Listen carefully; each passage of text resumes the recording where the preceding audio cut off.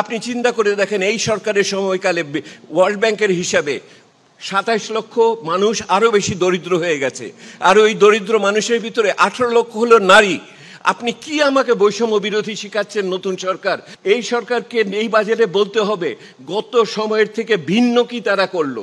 ওই ২ টাকা বাড়িয়েছে এখানে, ৪ টাকা কমিয়েছে এখানে, এই আলোচনায় মন ভরবে না। আরেকটা উদাহরণ দিই, এই যে স্টক মার্কেটের এখন এই যে জীর্ণদশা এবং এটা আসলেই মৃত পায়।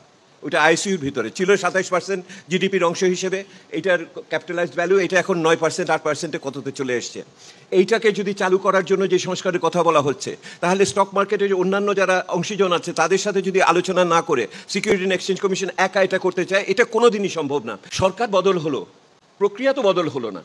আমার শিক্ষা স্বাস্থ্য খাতে এখানে দিতে পারি নাই। কথা তো ছিল এই সময়কালে বৈষম্য বিরোধী আন্দোলন করেছি, ছাত্র যুব সমাজের জন্য আমি কর্মসংস্থানের কি করছি, কোনো কর্মসংস্থানের পরিকল্পনা তো আমি এখন পর্যন্ত এই বাজেটের সাথে দেখলাম না। আবার সেই আয় ব্যয়ের আলোচনা, আমি তো দেখি না কর্মসংস্থানের আলোচনা কোত্থেকে হলো।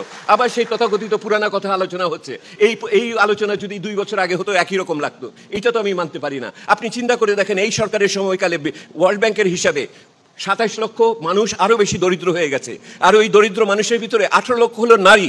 আপনি কি আমাকে বৈষম্য বিরোধী শিখাচ্ছেন নতুন সরকার? যারা যে বৈষম্যতে আমার দারিদ্র্য বৃদ্ধি পায়, আমার নারীদের উপরে অত্যাচার বৃদ্ধি পায়, তাহলে আমি কি পরিবর্তন করলাম? প্রিয় দর্শক, দেবপ্রিয় যে বক্তব্যটি দিয়েছেন সেটি শুনে আপনাদের কেমন লেগেছে?